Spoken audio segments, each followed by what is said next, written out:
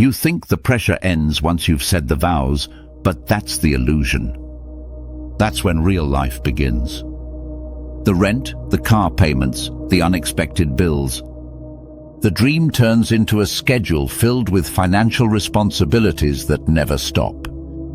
And suddenly, the same couple that once talked about traveling the world now argues about grocery prices.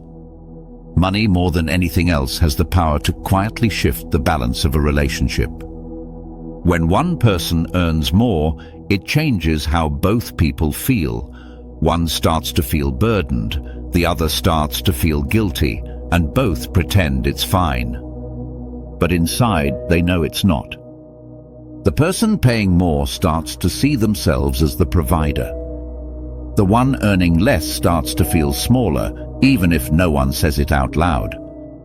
It doesn't take long for those feelings to grow teeth. Decisions become one-sided. Conversations become careful. One person hesitates to buy coffee because it might start an argument. Another avoids bringing up savings because it always turns into blame. That's how financial silence becomes emotional distance. And when silence enters a marriage, it eats everything. It eats affection, it eats trust, and eventually it eats love. You start to miss the version of each other that existed before the bills, before the responsibility, before the weight of expectation. Now imagine debt on top of that. Not just one kind, all of it.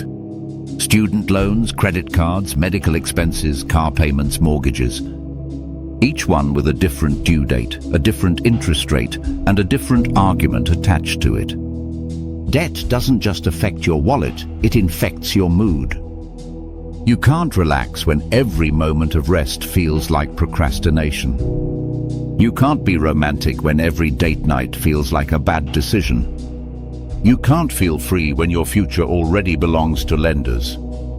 And when you live in that constant tension, love starts to feel conditional. I'll be happy when we pay this off. I'll be calm when we make more money. I'll be myself again once things settle down. But things never really settle down. There's always another expense waiting in line. People say communication is key in marriage, but they rarely mean financial communication. Because money talk is uncomfortable. It's where fantasy meets reality. It's where we'll figure it out meets we can't afford this. It's where pride meets panic. When couples avoid those conversations, they start managing money in secret. One hides spending. The other hides stress. One swipes the card quietly.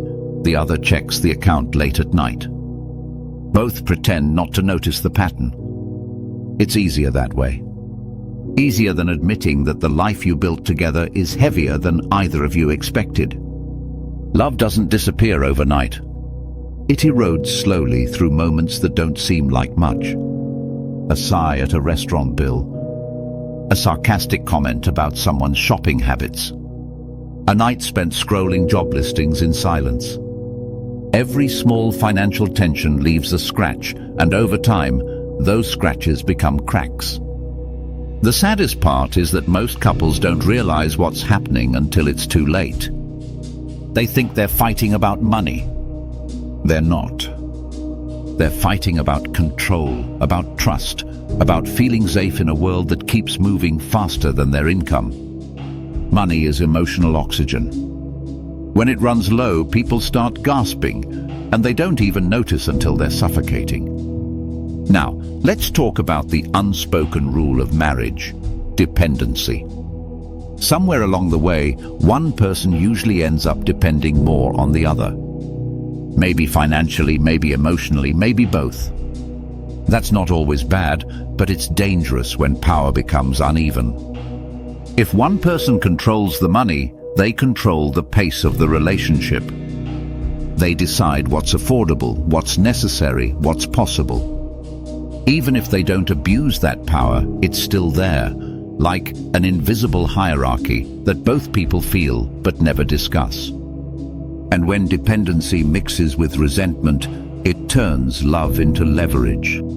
It's subtle, You hear it in small phrases. I pay for everything around here. You don't understand how hard I work. You're lucky I take care of us. Those words might not mean harm, but they carry weight. They turn affection into obligation. A healthy marriage should feel like two people pulling in the same direction. But in financial imbalance, it starts feeling like one person pushing while the other drags behind. Both get tired, both get bitter, and both forget why they started pulling in the first place. Then there's lifestyle inflation, the invisible trap that catches almost every couple. Two incomes feel powerful, so you start upgrading everything. A nicer apartment, a newer car, better furniture. You tell yourselves you deserve it because you've worked hard.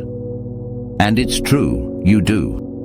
But what starts as a reward quickly becomes the new normal. Soon the apartment feels too small, the car feels outdated, the clothes feel last season. That's how the treadmill begins. You're running faster just to stay in place. And when life becomes about maintaining appearances instead of building freedom, the joy starts to fade.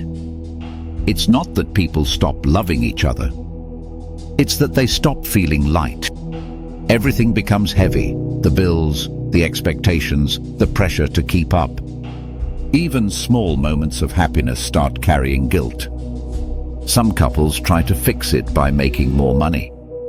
Overtime, side hustles, promotions. But here's the dark truth. When your expenses grow as fast as your income, more money doesn't bring peace. It just buys time. You're still one mistake away from chaos. And when chaos hits, a job loss, a medical emergency, a bad investment, you realize that all those years of "we'll save later" have left you unprotected. Love can't pay rent. Commitment can't cover interest. And suddenly, the relationship that was supposed to be your safety net feels like another financial liability. It's not always one person's fault. Most couples are victims of bad financial education. We're raised on romance, not realism. Society sells marriage as a milestone, not a merger. Nobody teaches you that "I do" means I agree to share your financial past, your habits, your mistakes, and your future. We call it a union, but it's really a merger. And most mergers fail because they don't have a plan. So what's the solution? It starts with brutal honesty. Not about feelings, about numbers. You can't fix what you won't face. Sit down, open the accounts, list the debts, talk about goals. If it feels awkward, that's good. Awkward means you're finally being real. Then, create a plan that's not just fair, but sustainable. Split responsibilities, set spending limits, agree on savings goals. It doesn't have to be perfect, it just has to be transparent. Because clarity builds trust faster than comfort ever will. The truth is, marriage doesn't ruin finances, silence does. Pretending you're fine while drowning in debt, pretending to agree while resenting the choices, pretending to trust while secretly tracking, that's what kills love. The financial nightmare of marriage isn't about money, it's about avoidance. It's what happens when two people try to build a future without facing reality together. But here's the hopeful part.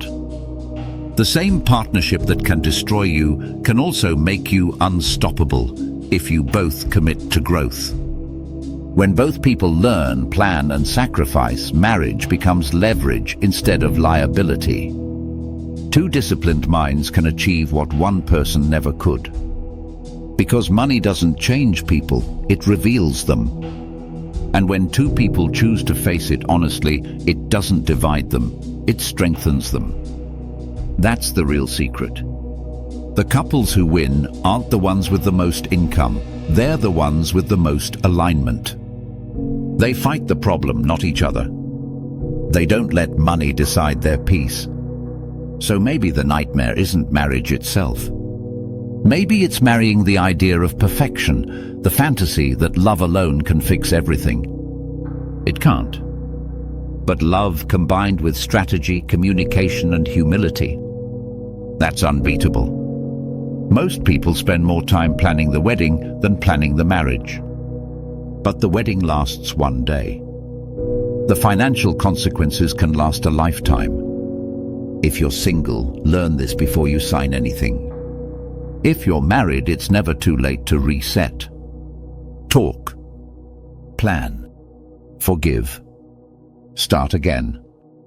Because the goal isn't to be rich, it's to be free. And freedom starts when money stops being a secret.